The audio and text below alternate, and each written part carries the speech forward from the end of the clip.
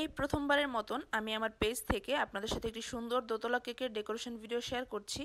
আসসালামু আলাইকুম, সবাইকে ওয়েলকাম করছি আমার ফেসবুক পেজ কেক বাড়ি থেকে। আশা করছি সবাই খুব ভালো আছেন।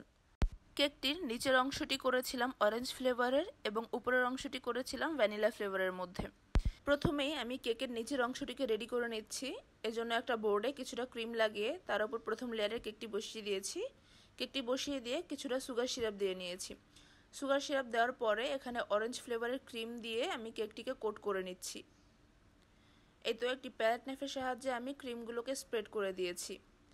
এরপর এখানে আমি কেকের দ্বিতীয় লেয়ারটি বসিয়ে দিয়েছি। দ্বিতীয় লেয়ারটি বসিয়ে দিয়ে আমি সুগার সিরাপ দিয়ে নিচ্ছি। সুগার সিরাপ দেওয়ার পরে আমি ওই সেমভাবে এখানেও অরেঞ্জ ফ্লেভারের হুইপ ক্রিম দিয়ে নিচ্ছি। হুইপ ক্রিম দিয়ে একটি প্যালেট নাইফের সাহায্যে আমি স্প্রেড করে দিব ভালোভাবে। কেকটিকে আমি 3টি লেয়ারে করেছিলাম। এই তো ক্রিমটাকে আমি ভালোভাবে স্প্রেড করে দিচ্ছি প্যালেট নাইফের সাহায্যে। এই অরেঞ্জ ফ্লেভারের কেকটি অসম্ভব রকমের রিফ্রেশিং একটা টেস্ট হয়ে থাকে। এবার আমি কেকের তৃতীয় লেয়ারটি বসিয়ে দিচ্ছি। তৃতীয় লেয়ারটি বসিয়ে দিয়ে ওই সেমভাবে আমি কিছুটা সুগার সিরাপ দিয়ে নিয়েছিলাম। সুগার সিরাপ দেওয়ার পরে এখানে আমি কেকটিকে ক্রাম্প কোটিং করে নিচ্ছি। কেকে ফাইনাল ফিনিশিং দেওয়ার আগে কেকটিকে ক্রাম্প কোটিং করা খুবই গুরুত্বপূর্ণ। এতে করে কেকে ফাইনাল ফিনিশিং দেওয়া অনেক সহজ হয়ে যায়।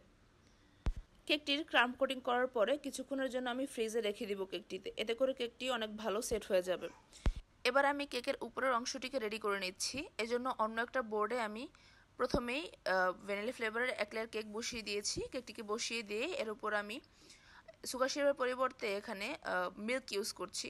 দুধ দিয়ে আমি কেকটিকে ভালোভাবে ময়েস্ট করে নিচ্ছি। ময়েস্ট করে নেওয়ার পরে এরপর এখানে আমি ভ্যানিলা ফ্লেভারের ক্রিম ইউজ করছি। ভ্যানিলা ফ্লেভারের ক্রিম দিয়ে এখানে আমি একটি প্যালেট নাইফের সাহায্যে ক্রিমটাকে স্প্রেড করে দিচ্ছি। এবার আমি এখানে দ্বিতীয় লেয়ারের কেকটি বসিয়ে দিয়েছি। দ্বিতীয় লেয়ারের কেকটি বসিয়ে দিয়ে ওই সেমভাবে আমি কিছুটা দুধ দিয়ে এরপরে কেকটিকে ক্রাম্প কোটিং করে নিচ্ছি। কেকটিকে ক্রাম্প কোটিং করে এটাকেও আমি ফ্রিজে নর্মাল পোর্শনে রেখে দিব কিছুক্ষণ সেট হওয়ার জন্য। অল্প কিছুটা ক্রিম দিয়ে কেকটিকে ক্রাম্প কোটিং করে নিয়েছি।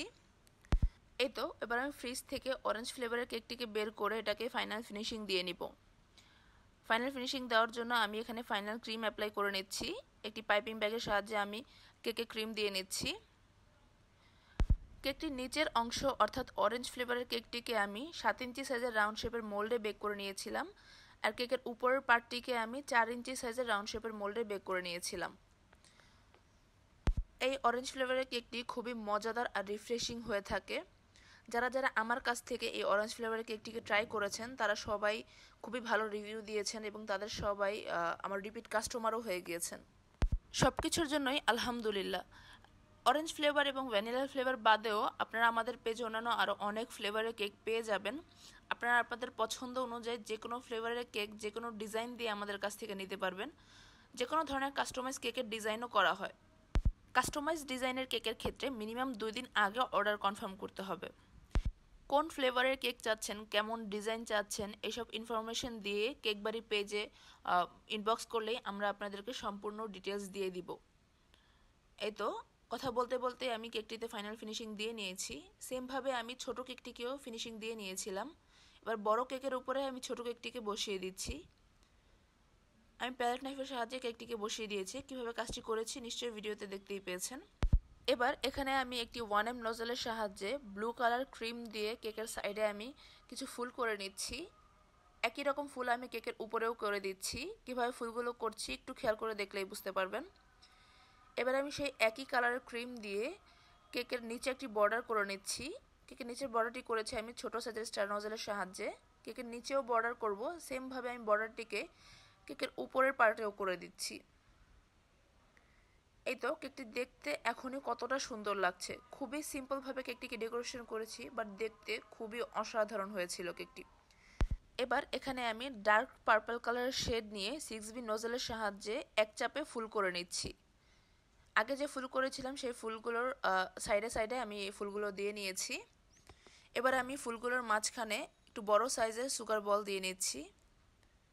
সাইডের ফুলগুলোতে আমি ছোট সাইজের সুগার বল দিয়ে কেকটিকে ডেকোরেশন কমপ্লিট করে নিচ্ছি। খুবই সিম্পলভাবে আমি কেকটিকে ডেকোরেশন করেছি। এই তো ছিল আমার কেকের ফাইনাল লুক। আমি কাছ থেকে আপনাদেরকে দেখিয়ে দিব।